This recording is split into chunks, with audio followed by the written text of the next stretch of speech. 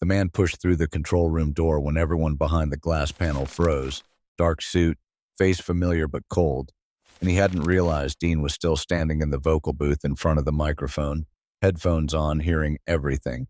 Remember, because the way that man entered the studio, the tone he used when he said Dean's name, and the look on the music director's face made it clear this wasn't just a misunderstanding, and the decision Dean would make in the next 30 seconds would become one of the riskiest choices of his career.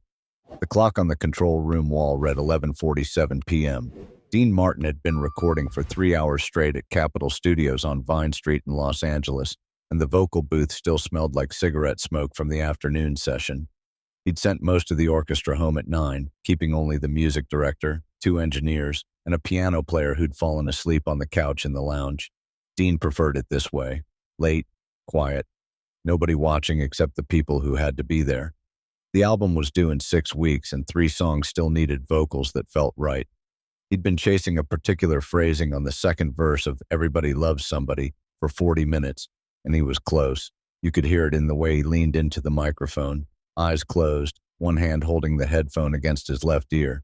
The stranger walked through the studio's back entrance, past the reception desk that had been empty since 6, past the gold records on the wall, straight to the control room. Nobody stopped him because nobody was there to stop him. He moved like someone who'd been in studios before, someone who knew which doors stayed unlocked and which hallways led where. When he opened the control room door, the music director, a thin man named Harold with wire-rimmed glasses and a bow tie even at midnight, looked up from the mixing board and went pale. Not scared pale, but recognition pale. The kind of pale that comes when you see someone you hoped you'd never see again. Dean didn't stop singing. The headphones were loud, and he was deep in the take, but his eyes opened. Through the glass panel that separated the vocal booth from the control room, he could see everything. The man in the dark suit, Harold's face, the 2 engineers glancing at each other, then down at their equipment, suddenly very interested in meters and dials. Dean kept his voice steady, but his right hand came off the headphone and drifted to his side. The microphone was live. The tape was rolling. Everything in that room was being captured at 15 inches per second on 2-inch Ampex tape that would never be erased. Look at what Dean did next, because it tells you something about the kind of performer he was when nobody was performing. He didn't stop the take. He didn't signal to cut. He kept singing the verse, but his eyes stayed on the control room, watching the man's mouth move, watching Harold shrink back against the wall, watching one of the engineers reach slowly for the intercom button and then think better of it. Dean sang the last line of the verse, held the final note exactly 4 beats, like he'd done in every previous take. And then he set the headphones on the music stand and walked out of the vocal booth. Not rushed, not casual, deliberate. The kind of walk that says, I've decided something and you're about to find out what. The man in the dark suit was saying something about money. Dean caught the word arrangement and the phrase 3 years ago, and a name he recognized from Las Vegas, a name that belonged to someone who owned points in a casino where Dean had worked a month-long residency in 1962. Harold was shaking his head, hands up, trying to explain something, but the man wasn't interested in explanations. He was interested in Dean Martin, and when Dean opened the control room door, the man turned and smiled. It wasn't a friendly smile. It was the smile of someone who thinks they have leverage. Dean closed the door behind him. The control room was small, maybe 12 feet by 10, crammed with equipment that hummed and clicked in the silence. The 2 engineers didn't look up. Harold looked like he wanted to disappear through the wall. Dean leaned against the door, arms crossed, and studied the man's face for 5 full seconds before he spoke. When he did, his voice had none of the easy warmth he used on stage. It was flat, direct, the voice of someone who'd grown up in Steubenville, Ohio, and knew exactly what kind of conversation this was going to be. "Who let you in?" Dean asked. The man gestured vaguely toward the hallway. "Door was open. I'm here about Harold." "Harold's working. You're interrupting." "Harold owes me." The man's smile widened. "You know how it is." Notice what Dean didn't do. He didn't ask what Harold owed. He didn't act surprised. He didn't pretend this was the first time someone had walked into a late-night recording session with a story about money and old arrangements. Instead, he glanced at Harold, who was staring at the floor, and then back at the man. The clock ticked forward, 11:51. The tape machine was still running in the vocal booth, recording silence now, eating up expensive studio time. "How much?" Dean said. The man named a figure. It was more than Harold made in a year. It was more than most people made in 2 years. It was the kind of number that meant Harold had done something stupid or desperate or both, probably in Vegas, probably involving cards or dice or a woman or all three. Dean didn't react to the number. He just kept his eyes on the man and asked a different question. When? 2 weeks. He doesn't have it. I know he doesn't have it. The man took a step closer. That's why I'm here. You're working with him. You're Dean Martin. 2 weeks is nothing to you.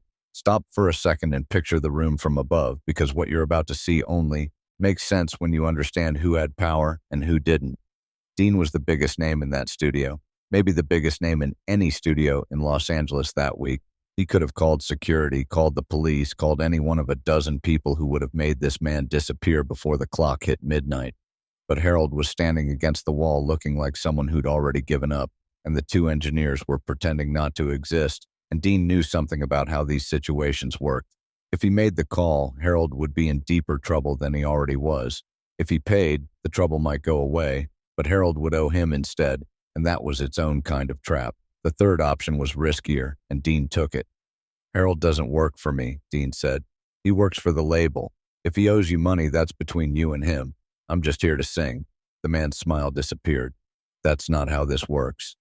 That's exactly how this works. You came to the wrong place.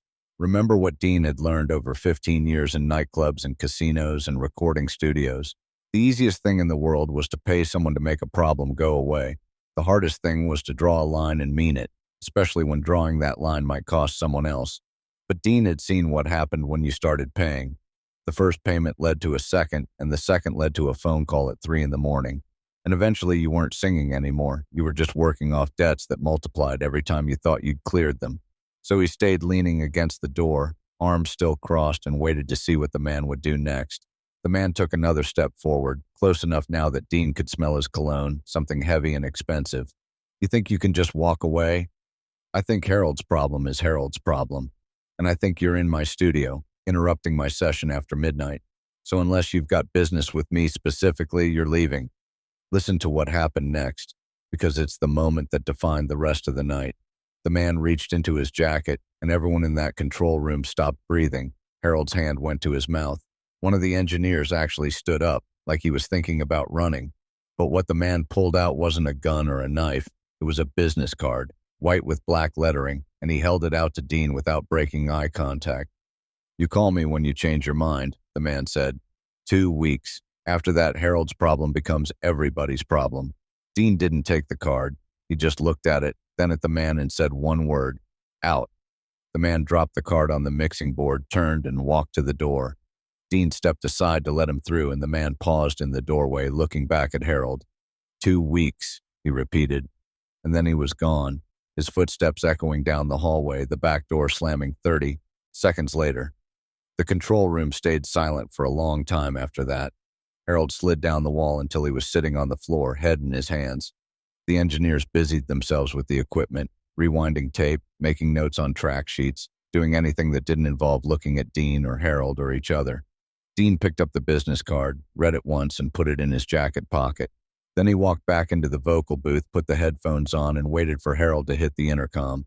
It took Harold almost a minute to find his voice. When he did, it came through the speakers cracked and small. Dean, I'm sorry, I didn't know he was going to. We've got 45 minutes left on this session, Dean interrupted. Let's use them. I can't ask you to. You're not asking. I'm telling you, roll tape. Wait, because what Dean did next wasn't about the song or the album or even the session. It was about something else, something that wouldn't show up on any recording but would change everything for Harold and maybe for Dean too. He sang Everybody Loves Somebody from the top, and this time the phrasing he'd been chasing for an hour was there, effortless and warm, like nothing had happened. He sang it twice more, getting different takes, different colors in his voice. Then he moved to the next song on the list, a ballad he'd been avoiding because it required a vulnerability he didn't always want to access. He sang it straight through, no stops, no second takes. By the time he finished, it was 12:45, and Harold had stopped shaking. Dean came back into the control room, poured himself 2 fingers of bourbon from the bottle someone had left on top of the tape cabinet, and sat down in the producer's chair. Harold was still on the floor. The engineers were packing up, moving quietly, trying not to intrude. Dean took a sip of bourbon and looked at Harold for a long time before he spoke. How bad is it? Harold didn't answer right away. He pulled off his glasses and cleaned them on his shirt, even though they didn't need cleaning. Finally, he said, "Bad enough that I can't fix it. Not in 2 weeks. Maybe not ever." "Vegas?" "Poker game at the Sands. I thought I had a system." Harold laughed, but it was a bitter sound. "I'm an idiot." Dean set his glass down. "You're not the first person to lose money in a card game, and you won't be the last. But you're working for me tonight, and that means something. So here's what's going to happen. You finish this album, you do it right, no shortcuts, no distractions. When we're done, you take what you're owed, and you use it to pay that man as much as you can. Whatever's left, we figure out together." "Dean, I can't let you." "You're not letting me do anything. I'm telling you what's happening, and I'm telling you something else."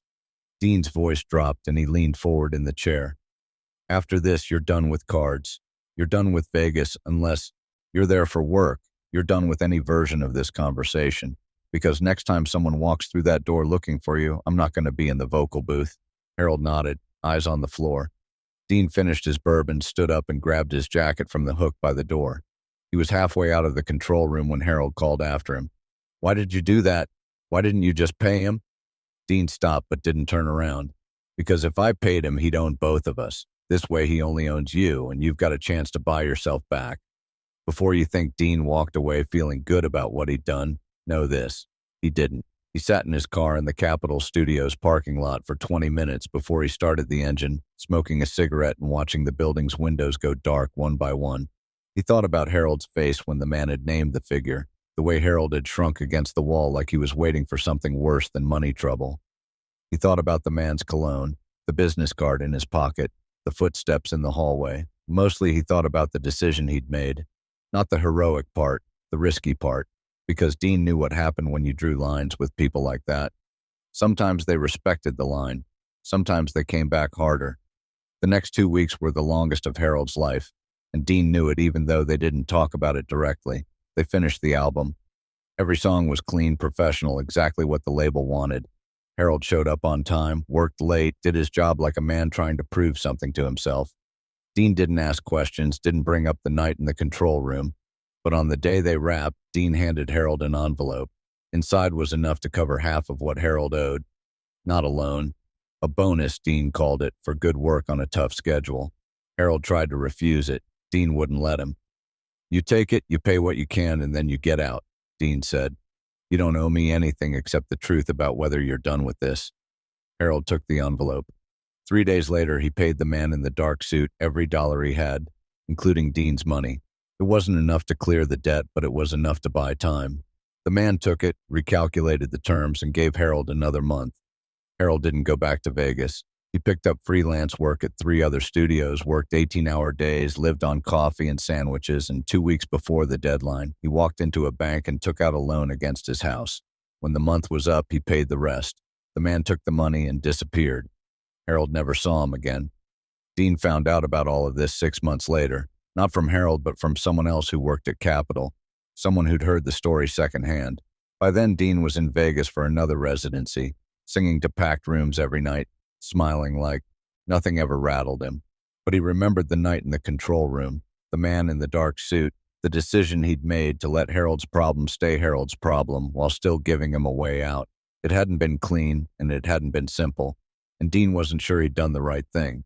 He was only sure he'd done what he could live with. 3 years after that night, Dean got a call from Harold. Harold had left studio work entirely and opened a small music school in Pasadena, teaching kids how to read charts and play piano. He was married now, had a daughter, owned his house outright. He called to thank Dean not for the money but for the line Dean had drawn. "You taught me something that night," Harold said. "You taught me the difference between a way out and a way through. Most people just want out. You showed me how to go through." Dean didn't know what to say to that. He made a joke about Harold owing him a piano lesson someday, and they talked about music for a while, and then Harold hung up. Dean sat with the phone in his hand for a long time afterward, thinking about the control room, the tape rolling, the man's smile. He thought about the business card he'd kept in his jacket pocket for months before finally throwing it away. He thought about the risk he'd taken by not paying, by drawing the line, by trusting that Harold would find a way if given the chance. And he thought about all the other nights like that one. Nights when someone walked through a door with a problem that wasn't his but could have been, nights when the easiest thing would have been to write a check and make it disappear.